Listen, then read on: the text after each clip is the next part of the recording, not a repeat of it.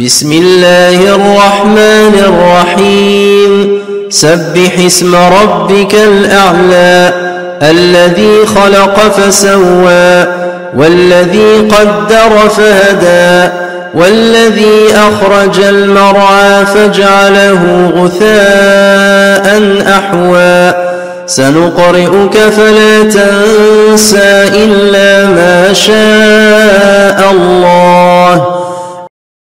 Chers frères, nous sommes toujours en train de parler des méfaits de la précipitation, qui est un comportement et une action qui est prohibée par l'islam. Nous avions cité quelques exemples de précipitation au sein de l'adoration, dans l'accomplissement même de l'adoration, qu'il s'agisse des accomplissements des ablutions, de l'accomplissement de la prière, ou qu'il s'agisse tout simplement de l'invocation d'Allah Azza wa Jal, lorsqu'on se précipite et on se dit « Allah Azza wa Jal n'a pas répondu à mon invocation ».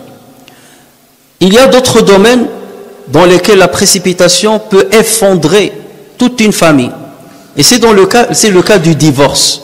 Lorsqu'il y a un malentendu dans un couple, lorsqu'il y a une colère qui s'empare du couple, lorsque Satan s'initie dans les affaires du couple et pousse les uns et les autres vers la faute, arrive un moment où tellement on est en colère, on se précipite et on choisit le divorce. Et ceci concerne aussi bien l'homme que la femme, puisqu'ici, dans ce pays-là, comme vous le savez, la femme, elle a le droit de divorcer, et donc on ne prend pas le temps de voir si sa demande était bien réfléchie ou pas. Et l'islam, même pour l'homme, il lui a donné justement le droit de divorcer sa femme par 2 fois, c'est comme un joker, mais il n'a pas ouvert cette porte-là à l'infini, parce que c'est quelque chose qui est sérieux, et on ne peut pas la prendre à la légère. Lorsqu'on divorce, une première fois, lorsqu'on prononce le terme de divorce, c'est considéré comme un divorce. Même si on est en train de plaisanter, puisque le prophète sallallahu alayhi wa sallam a dit 3 choses, dans ce qui a été rapporté par le Bukhari Muslim, 3 choses, lorsqu'on les fait d'une manière sérieuse, elles sont sérieuses. Et lorsqu'on les fait, on les dit par plaisanterie, elles sont considérées comme sérieuses. Le fait de divorcer, le fait de marier et le fait de révoquer un divorce. Même si on est en train de plaisanter, tu plaisantes avec ta femme, tu lui dis tu es divorcé, selon la vision de l'islam, elle est considérée comme divorcée. Pourquoi? Parce qu'on ne joue pas avec ce droit qu'Allah a donné à l'homme. Il la menace à chaque instant. Retourne chez tes parents, je vais te faire retourner chez tes parents, je vais te faire. Allah t'a donné ce droit, il faut que tu sois à la hauteur de ce droit-là. Ça veut dire que tu ne l'utilises que dans des situations critiques. Lorsque tu vois que la vie devient impossible avec ton épouse. Et tu ne l'utilises pas pour l'intimider, ni pour la rabaisser, ni pour l'humilier. Et c'est pour cela qu'on ne joue pas avec ça. À l'époque du prophète sallallahu alayhi wa sallam, lorsque quelqu'un divorçait sa femme par 3 fois dans la même assise, on ne considérait ce divorce que comme un seul divorce. Et Ibn Abbas radiallahu anhuma, dans ce cas rapporté Muslim, a dit à l'époque du prophète sallallahu alayhi wa sallam et à l'époque de Abu Bakr as-Siddiq et 2 ans de la khilafa de Omar, on considérait quelqu'un qui a divorcé par 3 fois sa femme dans la même assise, c'est-à-dire on lui a dit tu es divorcé, tu es divorcé, tu es divorcé, ou tu es divorcé par 3 fois, on considérait cela comme un seul divorce. Et il a le droit à un deuxième. Mais en revanche, Omar ibn Khattab a dit les gens se précipitent dans cette affaire-là. Et à partir de maintenant, je vais considérer que celui qui utilise cette manière pour s'éloigner de sa femme, je vais la considérer comme un divorce par 3 fois. Ça veut dire que sa femme, il n'a plus le droit de revenir à la vie conjugale avec sa divorcée que lorsque celle-ci se marie avec un autre homme, qu'elle consomme son mariage et que cet homme-là la divorce. Pourquoi? Parce que Omar ibn Khattab, il a utilisé une règle qui se trouve dans le fondement de la jurisprudence islamique. C'est une règle qui a été établie par la lecture des textes scripturaires dans laquelle on dit celui qui se hâte d'obtenir une chose avant son terme, il en sera privé en guide de punition. Celui qui se hâte à obtenir quelque chose avant son terme, il en sera démuni en guise de punition. Donc voilà pourquoi dans ce domaine-là, l'homme comme la femme il y a du malentendu dans le couple, il y a un litige dans le couple, il y a de la tension dans le couple, on prend notre temps, on patiente, quitte à quitter la maison quelques jours, quitte à se retirer, quitte à sortir de la maison, mais on ne suit pas sa colère, on ne laisse pas sa passion dicter ce qu'il faut faire ou ce qu'il ne faut pas faire. C'est la raison qui doit guider tes pas et qui doit guider tes décisions. Et ce shaitan, justement, fera tout justement pour te pousser vers la précipitation afin de casser ce qui a été construit et afin de fragiliser la société musulmane. Et vous savez les conséquences néfastes d'un divorce au niveau des divorcés déjà et au niveau des éventuels enfants qu'ils ont. Chers frères, parmi les domaines dans lesquels beaucoup d'entre nous se précipitent, c'est le domaine du travail. Surtout lorsque nous sommes dans un contexte comme le nôtre, dans lequel énormément d'emplois sont des emplois explicitement haram, interdits. Ou un travail dans lequel il y a des choses équivoques, ou un peu de haram. Et tu trouves parfois le musulman ou la musulmane qui commence à hésiter. J'ai cherché à travailler, cela fait quelques mois que j'attends de trouver un travail, j'arrive pas à trouver, j'accepte le travail même s'il est interdit. Ou je l'accepte même s'il y a certaines choses qui sont équivoques. Et ça, c'est une précipitation. Pourquoi? Parce que Allah Azza wa Jal t'a garanti la subsistance. Mais encore faut-il l'atteindre avec le halal. Et lorsqu'on ne patiente pas, Allah Azza wa Jal est en train de te tester pour voir jusqu'à quel niveau tu vas patienter pour ne pas toucher justement au haram. Et beaucoup de personnes finissent par tomber dans le haram. Et lorsque tu le plains, il te dit mais j'ai pas d'autre choix que cela. J'ai pas d'autre choix que cela. Alors qu'on peut avoir le choix. D'autant plus que nous sommes dans un contexte où on ne meurt pas de faim. On ne dort pas à l'extérieur. Même si on n'a rien, même si on est démuni, on trouve toujours de quoi loger et de quoi se nourrir. Ou de quoi loger et de quoi nourrir ses enfants. Donc cette nécessité, on n'y arrive pas dans le contexte dans lequel nous évoluons. L'imam Ahmed a rapporté un hadith dont la chaîne de transmission est authentique selon les conditions de Muslim, dans lequel le prophète sallallahu alayhi wa sallam dit: lorsque tu délaisses quelque chose par crainte de Dieu, tu délaisses un travail, quelque chose par crainte de Dieu, Allah te le remplacera par ce qui est meilleur. C'est sûr, Allah te le remplacera par ce qui est meilleur.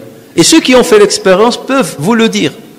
Ceux qui continuent de patienter finissent tôt ou tard par trouver quelque chose qui est meilleur que ce qu'ils espéraient, ou de la chose qu'ils ont délaissée parce qu'il y a quelques éléments interdits dedans, ou certains éléments qui sont équivoques et qui risquent de leur faire consommer une subsistance qui est haram. Lorsque le prophète sallallahu alayhi wa sallam a cité l'exemple d'un homme qui part en voyage, un long voyage, ça veut dire il est facilement exaucé par Dieu, et qui est dans une situation de besoin, et qui lève les mains, et qui insiste dans le dua, le prophète sallallahu alayhi wa sallam dit à la fin: sa nourriture est haram, sa boisson est haram, ses habits sont haram, et il a été nourri de haram. Comment Dieu répondrait-il à sa sollicitation, à son invocation? C'est pas possible que Dieu réponde à sa sollicitation, parce que tu as consommé de haram. Et la chair qui s'est développée avec le haram est plus à même d'être dans l'enfer que d'être dans le paradis. Et c'est là où le musulman normalement doit se préserver et faire très attention et ne pas se précipiter et patienter jusqu'à ce qu'Allah Azza wa Jal lui ouvre la porte du halal et la porte de ce qui agrée à Allah Azza wa Jal. Chers frères, on a parlé de cette question du travail, où on peut parfois travailler dans le haram ou dans un emploi qui est douteux, dans lequel il y a certaines choses qui sont douteuses, parce que on se dit j'arrive pas à trouver de quoi travailler, et on plonge dans le haram ou dans quelque chose qui est douteux. Les savants disent, si le voleur craignait Allah Azza wa Jal lui aurait donné ce qu'il a volé, mais d'une manière halal. Il aurait gagné ce qu'il a volé, mais d'une manière halal. Mais sauf que c'est précipité. Tu as volé 1000 euros, tu aurais pu les atteindre, parce que c'est écrit dans ton kasb, dans ta subsistance. Tu aurais pu les gagner, mais en s'activant dans le halal. Sauf que toi, tu t'es précipité et tu les as gagnés d'une manière haram, et ça sera inscrit sur toi, dans ton livre Et tu dois rendre compte devant Allah Azza wa Jal de ce haram. Pourquoi? Parce qu'Allah Azza wa Jal dit وَمَنْ يَتَّقِ اللَّهِ, celui qui craint Allah, يَرْزُقْهُ مِنْ حَيْثُ لَا يَحْتَسِبْ, il subviendra à sa subsistance, Dieu subviendra à sa subsistance de là où il ne se doutait guère. Il ne se doutait guère d'avoir ce rizq, mais il ne saura pas comment il pourra l'avoir. وَيَرْزُقْهُ مِنْ حَيْثُ لَا يَحْتَسِبْ. On est venu chez quelqu'un qui est pauvre, qui ne voulait pas travailler dans le haram. Il ne voulait pas travailler dans le haram, mais il est devenu besogneux. Et quelqu'un est venu le voir et lui a dit, mais pourquoi tu ne travailles pas? Il lui a dit, parce que ça c'est haram, je préfère comme ça. Et il lui a dit, mais parce que Dieu nous a promis de subvenir à nos besoins. De là où on ne doute pas, ou d'une source qu'on ne soupçonnait même pas. Et il lui a dit, alors qu'est-ce que Dieu t'a donné alors que tu es dans cet état? Il lui a dit, il m'a donné la satisfaction d'être ce que je suis et de gagner ce que je suis. C'est ça ce que Dieu m'a donné comme rizq. Alors que d'autres personnes, ils peuvent avoir beaucoup, mais ils n'ont pas satisfaction. Ils sont cupides toute leur vie. Et c'est ça la différence entre être apaisé, même si on est pauvre, et être tourmenté dans sa vie, même si on est riche. Pourquoi? Parce qu'on n'a pas essayé de saisir ce qu'Allah Azza wa Jalla nous a prescrit d'une manière halal.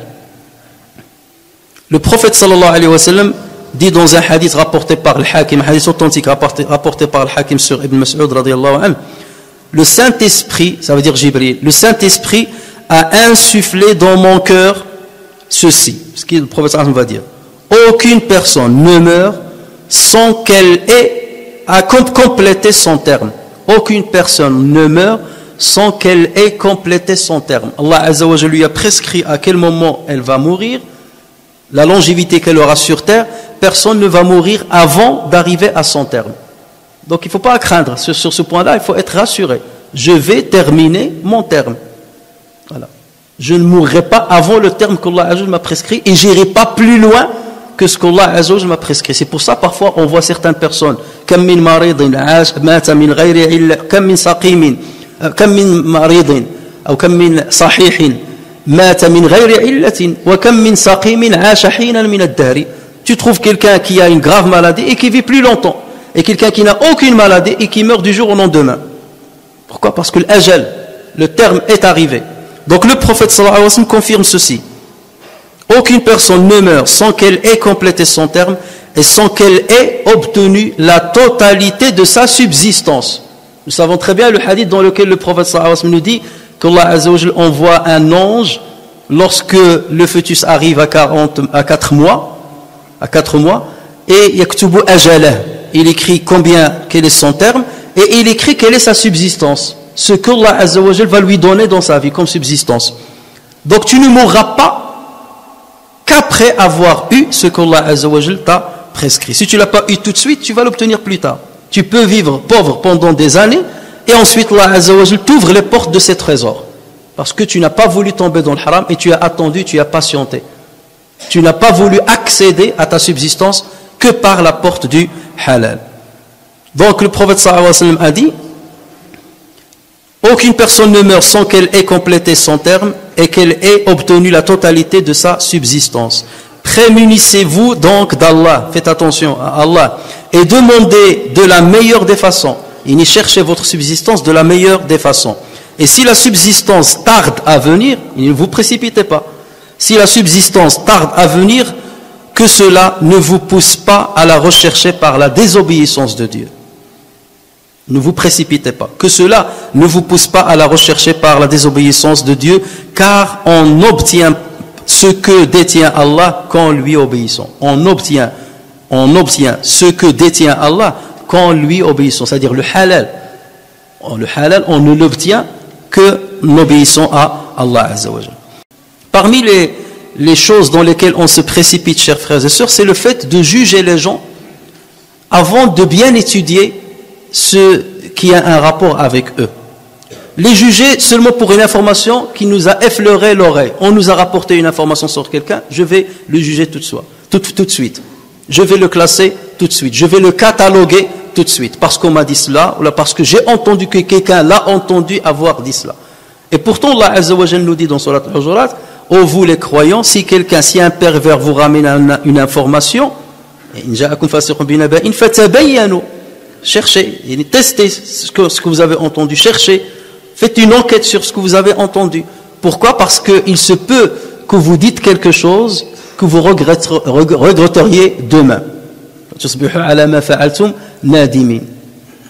Et le musulman, c'est quelqu'un qui se dit d'abord, je n'ai pas à juger les autres. Déjà, à la base, j'espère déjà me juger.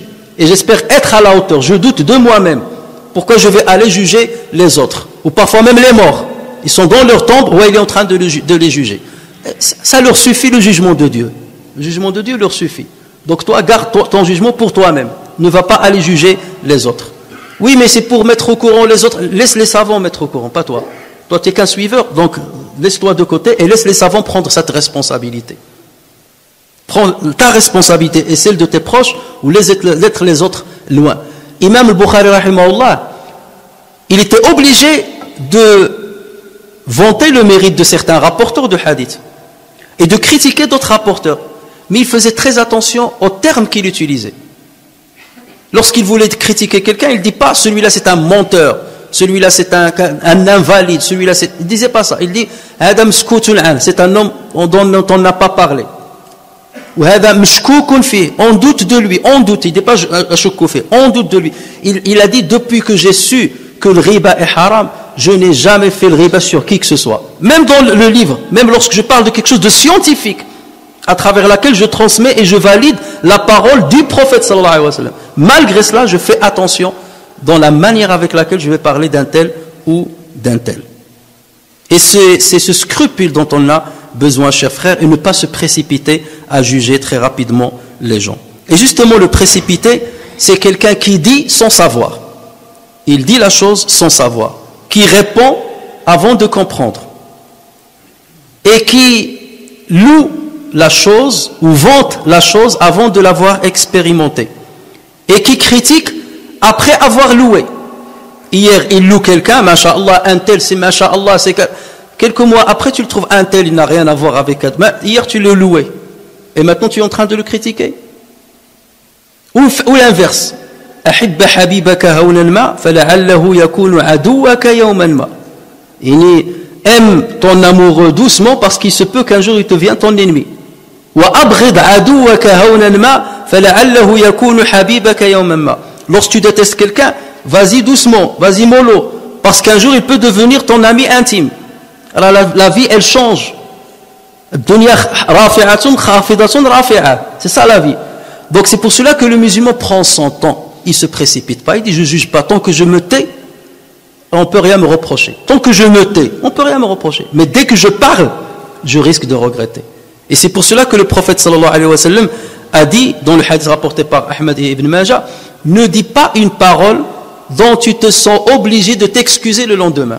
Ne dis pas une parole à cause de laquelle tu seras obligé de demander pardon demain. Demander pardon soit ici. Et encore, là, ça va, si tu lui demandes pardon aujourd'hui, ça va. Mais imagine que tu ne demandes pas pardon aujourd'hui et que tu dois la payer ta parole devant Allah Azza wa Jalla le jour de jugement. Alors que lorsque tu te tais, tu es sous la protection. Donc le précipité, c'est quelqu'un qui parle avant de savoir, qui répond avant de comprendre, qui vante la chose avant de l'expérimenter, qui critique après avoir vanté, qui décide avant de réfléchir, et qui s'engage avant de décider. C'est ça le précipité. Et les Arabes disaient à l'époque, al-ajalatu ummul nadamat. La précipitation, c'est la mère, c'est la matrice du regret, de tous les regrets qu'on peut avoir dans la vie. La précipitation, c'est la matrice de tous les regrets qu'on peut avoir. Chers frères et sœurs, al-ajala peut être la précipitation, ou c'est pas la précipitation, la vitesse. Le fait d'être hâtif peut être louable dans certains domaines, notamment dans les œuvres de l'au-delà. Lorsque la prière entre, c'est plus louable de l'accomplir rapidement, de ne pas trop la tarder. Lorsque tu as ta zakat, tu dois la sortir le plus rapidement possible. Lorsque tu jeûnes, tu dois rompre le jeûne dès que le soleil se couche. Tu ne dois pas attendre longtemps. Donc, et le prophète sallallahu alayhi wa sallam incitait les musulmans à se hâter dans l'accomplissement des bonnes œuvres et de ne pas les retarder. Le prophète sallallahu alayhi wa sallam dit, lorsque l'un de vous souhaite laisser un testament, il ne lui appartient pas de dormir de nuit sans avoir rédigé le testament et l'avoir mis sous son oreiller. Un jour, le prophète sallallahu alayhi wa sallam a terminé la prière de l'Asr et il s'est levé précipité, il est sorti en traversant les rangées, en passant le pied au-dessus des têtes des gens, ou bien des épaules des gens, alors que c'est quelque chose que le prophète sallallahu alayhi wa sallam n'aimait pas. Et il est allé dans un appartement de ces femmes, Hujar. Et les compagnons étaient étonnés parce que ce n'était pas de l'habitude du prophète sallallahu alayhi wa sallam de se précipiter ainsi après la prière de partir rapidement. Lorsqu'on l'a questionné sur cela, il a dit, je me suis rappelé que j'avais quelques morceaux d'argent chez moi et j'ai pas voulu trop tarder et je me suis précipité pour les distribuer aux ayants droit. Donc dans ce domaine-là, l'activité et l'empressement, c'est quelque chose ce sont des choses qui sont louables. Un homme est venu voir le prophète sallallahu alayhi wa sallam et lui a dit quel est l'aumône qui est le plus rétribué. Et le prophète sallallahu alayhi wa sallam lui a dit tu auras la réponse à ta question. Par Dieu, tu auras la réponse à ta question. C'est le fait de donner l'aumône alors que tu es sain, que tu es cupide. Sain, pourquoi? Parce que beaucoup d'entre nous ne donnent sadaqa que lorsqu'ils tombent malades. Là, il sort, parce que je suis malade, je veux guérir. Et au lieu de payer le médecin, je vais payer sadaqa pour demander à l'imam de me faire une invocation à Dieu. T'as qu'à la faire toi-même. Fais l'invocation, tu n'as pas besoin de passer par l'imam. Qui te dit que l'imam est meilleur que toi? Ou là qu'il est plus pur que toi? Ou là que Dieu répondra à l'imam ne répondra pas à toi? Et ça je le dis, je profite de l'occasion, parce que beaucoup m'appellent jeudi, est-ce que tu peux faire un dua pour mon père? Il faut le citer parce que je donne une sadaqa jamais. Sadaqa tu dois la donner que ton père soit malade ou sain. Que tu sois malade ou sain. Ou dua, fais-le toi-même. Tu es peut-être mieux que 1000 fois que l'imam ou que cette personne-là. C'est toi qui es dans le besoin. Et montre ton intelligence à Allah Azza wa Jalla. Je ne cherche pas d'intermédiaire. Lorsque tu estimes que quelqu'un est bien, tu lui dis fais-moi un dua, ça existe. Le prophète sallallahu alayhi wa sallam l'a montré. Mais il ne faut pas que ça soit comme si j'achète ma guérison avec une sadaqa. Le calcul là, on ne le fait pas avec Allah tabaraka wa ta'ala. Donc le prophète sallallahu alayhi wa sallam dit donnez la sadaqa alors que tu es sain. N'attendez pas de tomber malade pour donner sadaqa. Shahih, tu es cupide, tu aimes l'argent et malgré ça tu donnes la sadaqa. Tu crains la pauvreté, tu crains de tomber malade ou de rester malade, malgré ça tu donnes la sadaqa. Tu espères vivre longtemps ou tu espères la richesse, malgré cela tu donnes sadaqa. Et n'attends pas, dit le prophète sallallahu alayhi wa sallam, n'attends pas trop jusqu'à ce que l'âme arrive à ta gorge. Et c'est là où tu vas dire donner à un tel temps, donner à un tel temps, et je devais donner à un tel temps. Là c'est trop tard. Donc fais vite, précipite maintenant sadaqa, et donne-la rapidement et empresse-toi à donner sadaqa avant que tu sois dans ces conditions de besoin.